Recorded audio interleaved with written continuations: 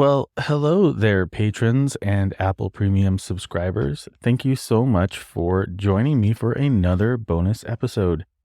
Today, I'm joined by somebody that if you don't know, you should know because she does a lot for this show. She researches, she does writing, she helps schedule family interviews.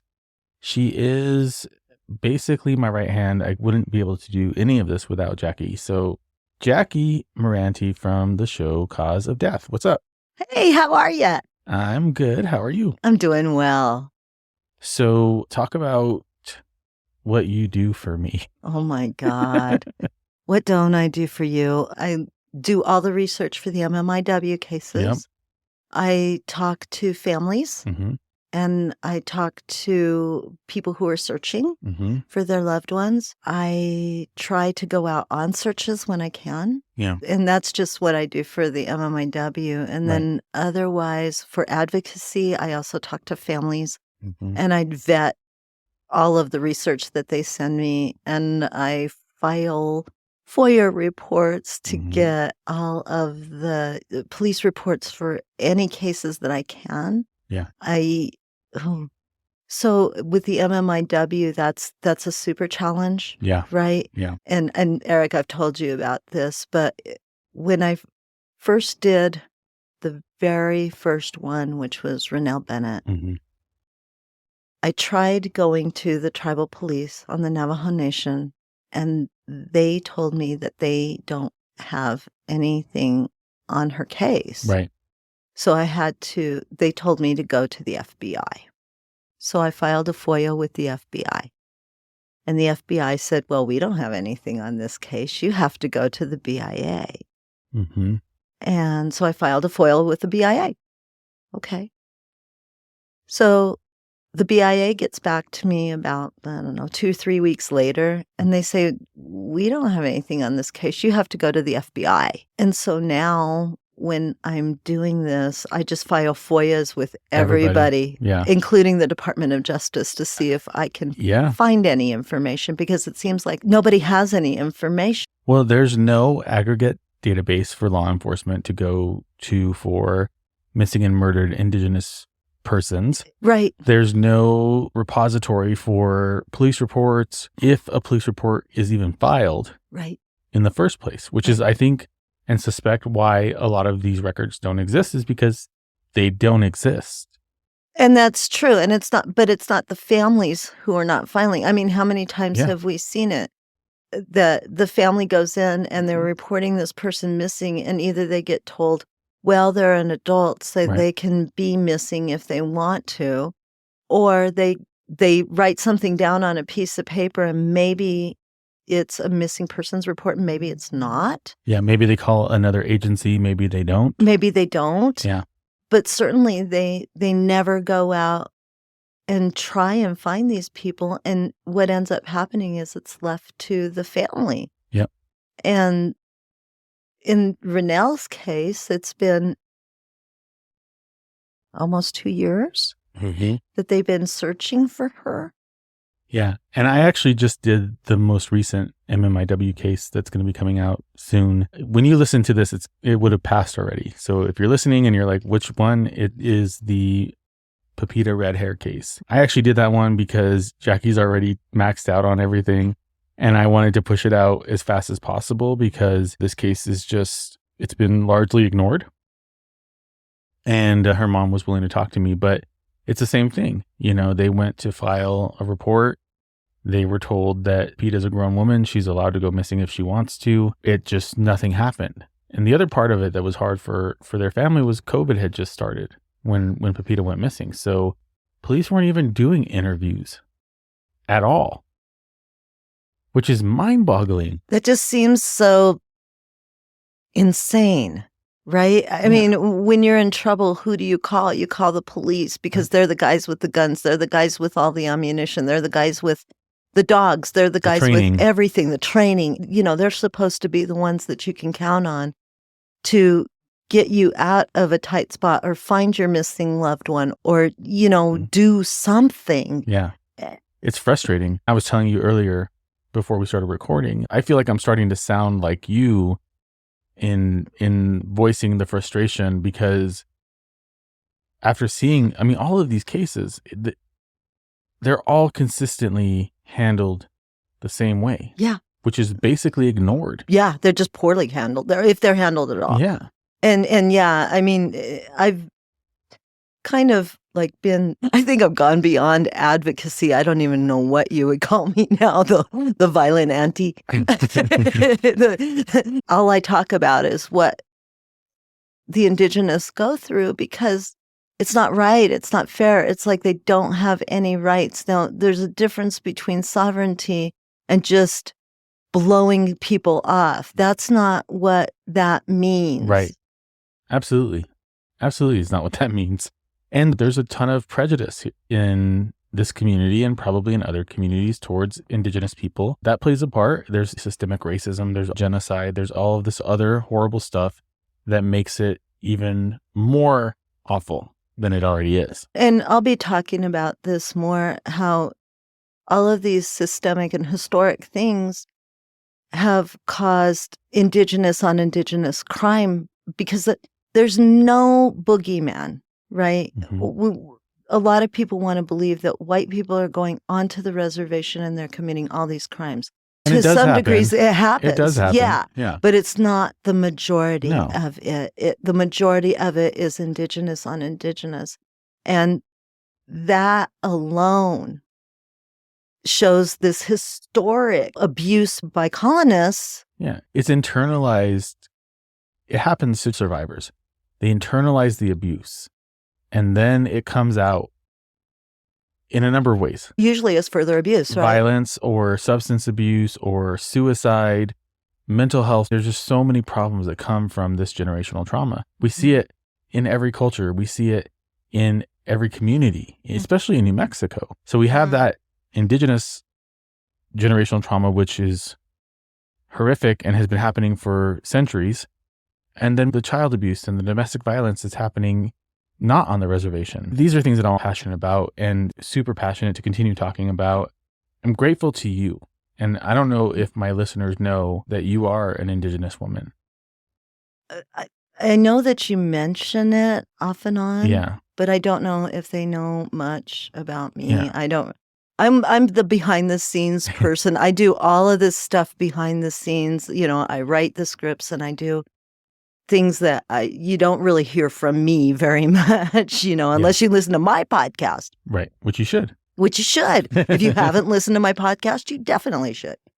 It's really good. But yeah, I'm grateful for your perspective, and I love the fact that I lean on you and rely on you heavily for those cases, because I don't want it to be my voice or my experience. It's like you have to grow up in that culture and you have to see these things happening around you. I have a history through my father and my uncles and, you know, everything that happened to them with residential schools. I'm going to tell a quick story. Go ahead. It's a free form. Okay. My father's family, there were 5 brothers and 1 sister. Okay. When Vietnam came around, there used to be a rule that you had to leave the youngest son behind. Right. Which would have been my father. Okay. When they For the draft. For the draft. Okay. Yeah. You couldn't draft everybody. Right. You had to leave one son behind. Right. Okay. They drafted everyone. They drafted all of them. Oh my God. All of them went to Vietnam. Every last one of them. They all came back alive, but they all had problems after that, right? Which Vietnam vets do. Right. You know, that was a horrific war. That was terrible. And they were kids. Right. No, they were actual kids. They were actual kids, Yeah. 18, 19. Yeah. And so that kind of thing just shows the historical racism, the systemic racism over centuries. Sure. And that's why it's hard to get any coverage in the media or response from law enforcement, because there's still a lot of bias. There's still a lot of negativity. There's still a lot of racism. There's still a lot of prejudice. There's still a lot of unspoken racism. Yes. And unfortunately, it all begins with tribal police, right? And tribal police are generally of the tribe that they're policing. But tribal police treat victims, if they even treat them at all, they treat them poorly and they just pass it right off to the nearest federal, whoever happens to be on the reservation at the moment. So we can't even call it all racism, right? We can. Oh yeah, no, definitely there is that, like I said, the internalized abuse, right? Where people are acting out because of that generational trauma. And I'm not saying that it all is racism, but there is a certain level of that has to be acknowledged. Absolutely. And it needs to be addressed. It needs to be talked about, because I've heard people making shitty comments. Oh yeah. About a certain Native person or Native community, and it's just not okay. No, it's not. It's the minimization of people who have been continuously victimized. Mm-hmm. And I'll shut up now, because now I'm just blabbing and you're sitting there quiet. So I'll shut up. But all of that is true. All of that is true. And I hear it. I'm an Indigenous woman living in a white world. Mm-hmm. And I've done pretty well for myself, right? Yeah. I've gone to college. I've become a scientist. I've done all of these things. And still, people will say things to me that sometimes I have to tilt my head and go, what? Mm-hmm. What are you talking about? Did you just say that to me? And I have to sort of restrain myself. A lot of times people say stupid things because of ignorance. Yeah, for sure. And I told you the Kansas story. It's mostly harmless. A lot of it is harmless. Yeah, there is some that is not. There is, but there has been plenty that has been not harmless. Right. They've actually directed their hate at me, and it's you have no right to treat me like that. Not at all. Yeah, it's not too much to ask for basic human dignity and respect. No. That's just the bare minimum. Okay, we've been going on this for a minute, but I just wanted to tell everyone what a big part of the show you are and how important you are to me and to the show. And while you don't write all of the scripts, you write quite a bit of them. Probably has been the majority since I've been on the road as much as I have been, which I'm grateful for you for that. Thank you. But before we go any further on anything else, let's talk about cause of death. I want you to tell people who you are, what you do, what you talk about. Okay. All that fun stuff. I do a podcast called Cause of Death. And cause of death, it's everything that will kill you except true crime. Right. So I talk about disease. I talk about things like global warming. I talk about the global banking crisis. Water crisis. The water crisis. And how these things, if we don't do something about them, they will cause the end of all of us. Mm-hmm. Like an actual apocalypse. Yeah, actual apocalypse. So I made a joke to you when you started doing these 100 Second to Midnight episodes that your show is pre-apocalyptic. Pre-apocalyptic nonfiction, I believe. Nonfiction is what yeah. Which it's funny because I made that as a joke because I am a big fan of post-apocalyptic fiction. It's something that for some reason calms me down. I don't know why. I don't know how that works, Eric. But I love it because I think it's like a story of survival. It's about the perseverance of the human spirit. It's about beating the odds, which I relate to in a lot of ways. Of course, especially you. Yeah, you've beaten a lot of odds, right? So I guess that's why it's soothing to me because it's like, yes, I relate, girl. I've been there. But for you and your show, like it terrifies the shit out of me. And I'm already a hypochondriac. Like I'm convinced that I have everything. And every time I hear a new disease that you talk about and you go through the pathology and the morbidity and all of that stuff, it freaks me out so much. I'm like convinced I'm going to die. And I think I text you like every time like I have that. Yeah. And I'm like, no, you really don't. You don't. You're fine. Yeah. I'm pretty sure I do. I've talked about some pretty rare diseases. So, yeah, you probably don't have those at least.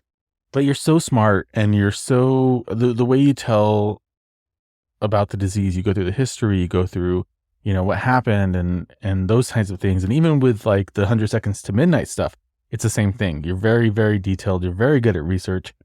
I haven't found anybody as thorough as you with research. Thank you. Except for I would say maybe me, but I'm not quite as thorough as you are. I'm still thorough, but you go the next level, which I appreciate. Oh, thank you so much. Yeah. And I try, right? Mm-hmm. I mean, like, I get an idea in my head, and a lot of times, so this is what I think about before I go to sleep.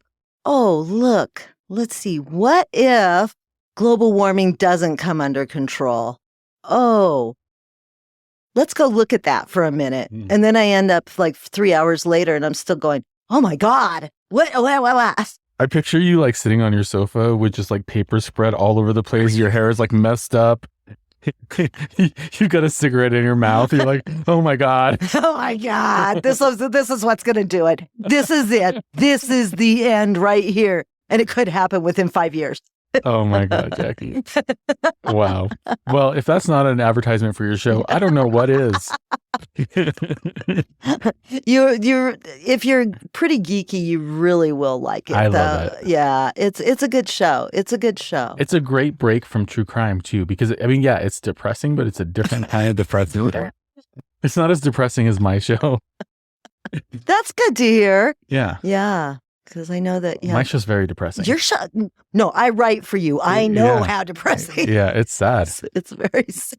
But hey, we're helping people, so it feels good at the same time. It does. It really does. And that's the whole aim of it, right? Yeah. Is that we need to reach out to these people. We need to make sure that we can do our small part to make sure that justice is served. And honestly, I'm not a true crime person. Mm-hmm. I found True Consequences when I'd first moved to New Mexico. And hey, tomorrow's the 3-year anniversary. Oh, congratulations. Yay. All right, go ahead. Sorry. Okay. But I had moved down here in May, and I think his show was only about 6 months old when I moved here. So like 7, probably. Yeah. Yeah. Okay. Yeah. So I moved here in May, and I didn't find your show until about, I would say July or August. Okay. And it was the very first podcast I'd listened to. But ever. I'd never listened to a podcast. So you didn't know how awful it was? Well, I thought, I'll look for podcasts in New Mexico because my daughter kept saying, oh, you got to listen to a podcast, right? And I was like, well, whatever. I barely watch TV. So when I was looking for it, I kind of wanted something that I could figure out New Mexico with, right? So I was looking for podcasts in New Mexico. Mm-hmm. And I found What's Up ABQ, which is a really cute one. It's nice. It was Lindsay and Ryan back then. Yeah. Yeah. And they were talking about, different restaurants and different places to visit and different blah, blah, blah, blah, blah. And that was nice because I'm brand new. You got to learn the city. I got to learn the city through a podcast. That's cool. And then the next thing I found was True Consequences, which was true crime in New Mexico. And I thought, should I do it? Should I do it? Click. Ooh. And I was hooked. I mean, I binged that. And of course, you didn't have very many episodes out because you're brand new. Yeah. But I binged through it and listened to all this stuff that had happened in New Mexico. And I thought, man, this is my go-to right here. Right.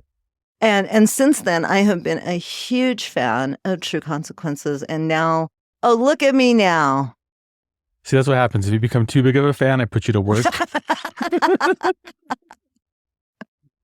That's how it goes. That's the way it is. So, kind of keep that fandom on the DL with it. Yeah, just chill, everyone. But go ahead. Yeah, but as time has gone on, I mean, I wasn't like a really true crime fan. Mm-hmm. I would listen to some. Okay, so who are your top 3? My top? Oh, top 4. Top 4? Because I already know who they are, but I'm gonna. You're gonna let me tell you. Yeah. So True Consequences is number 1. Yay. For sure. Then there's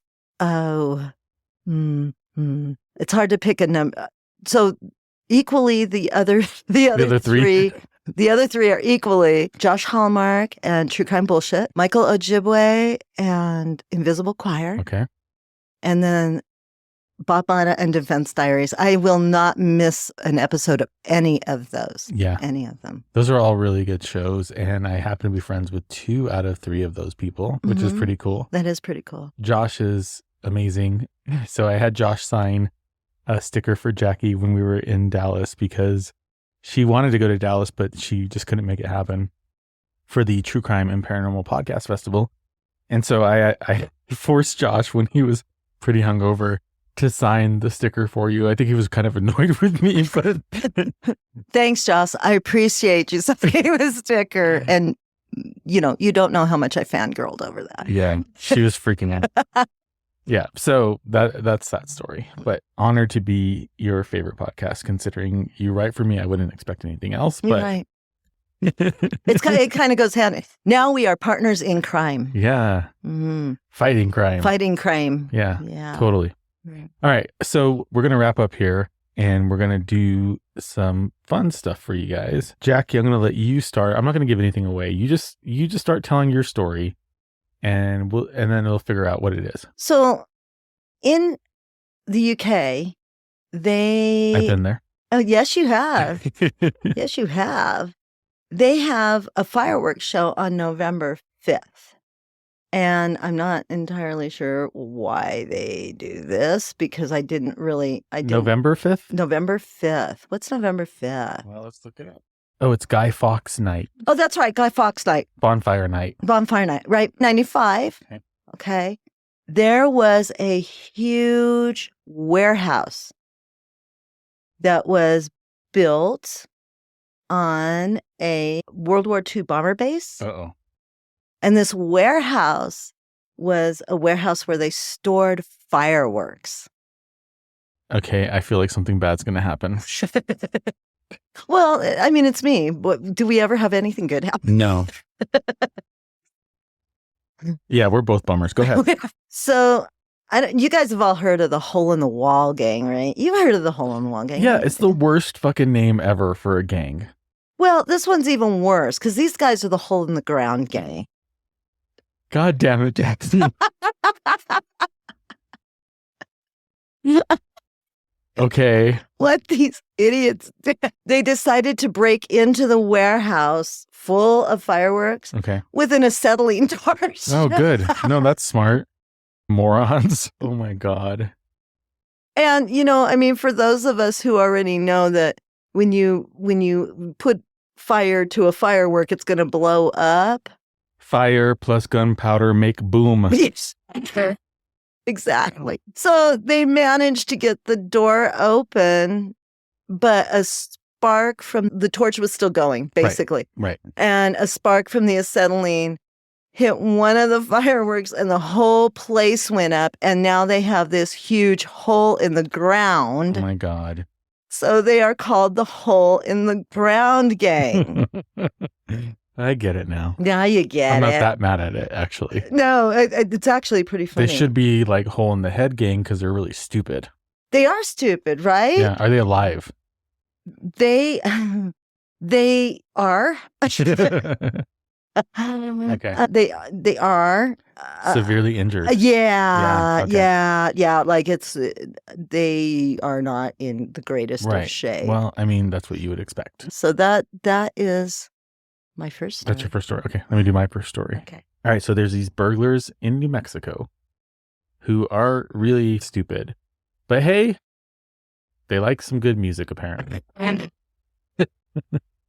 right, so these people, they went to a home in Roswell. They took a bunch of shit from the house. And he decided to have a call with his buddies, to kind of talk about all the cool stuff that they got. But he didn't realize that at the same time he was speaking to someone on the 911 line. He was talking about the fact that they picked up a TV, like he said. Mm-hmm. They got it. They got out of the house. And allegedly, him and his buddies were having a good time listening to Wanted Dead or Alive by Bon Jovi and celebrating. Yeah. He is quoted on this recording from the 911 call as saying, "Look, I know we should have gotten a lot more, but you know what my only thing is? That we got away safe."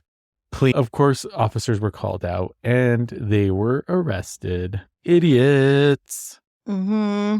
Mhm. Okay, so I'm wondering if Patreon has figured out, or Apple subscription has figured out, that we're talking about the stupid criminals. I believe I that hope they have. probably Okay. after the hole in the ground they did. Okay, all right. Yeah. Okay, good. Your turn. Okay. So in August of 1995, a man in Berlin named Klaus Schmidt decided that he was going to rob a bank with a handgun. Now, he went in and he slipped a note to the teller and told, saying, okay, I'm robbing the bank and I have a gun. So the teller asks him, she says, well, do you need a bag? And Schmidt turns around and said, of course it's a real gun. That's when the teller found out that Schmidt was hard of hearing, like deaf, hard of hearing, because he didn't even realize that when she pushed the alarm underneath the counter, this was not a silent alarm. This was It was blaring. It was blaring. Yeah. It was blaring. And so the whole place is alarming, and Schmidt's just throwing money in bags, and he's not paying attention to anything. And all of the customers and everybody in the bank is acting scared, and, they're acting like they don't know what to do. And they're just like, they are not giving any hint that this alarm had gone off. And the police came into the bank a short while later and arrested Schmidt. Poor guy. Yeah, poor guy. Poor guy. All right, last one. So this one is just so stupid. I can't even believe this. Okay. So this guy in Ohio, it was like June 12th, I think 2013. He broke into his mom's house because she kicked him out. Probably because he deserved it, is my guess, right? Yeah. I mean, it kind of sounds like it. Yeah. Right? So he breaks into her house in broad daylight, and he got scared. So he went to hide in the crawl space, and police found him in the crawl space. He was shocked, and he kept saying that he didn't believe it was possible for him to be arrested for burglary in the daytime. Because you only get arrested at night for burglary. It's not really burglary if it's in the day. Yeah, no. Then it's just like an accidental taking of stuff that's not yours, right? I bet his mom's real proud of him. Oh my gosh. Ooh. Okay. Well, that was fun. It was a lot of fun. Did you have fun? I did. Yay. Thank you so much. Thank you. Thank you, patrons and Apple subscribers. I love you all so much. Without you, I wouldn't be able to pay Jackie. So she loves you too. And I love you all too, whether you're True Consequences listeners or Cause of Death listeners. I love both. you, or both. I love you all. And I'm so glad that you're helping support both of these shows because we really need it. Yeah. All right, everybody. Stay safe, New Mexico.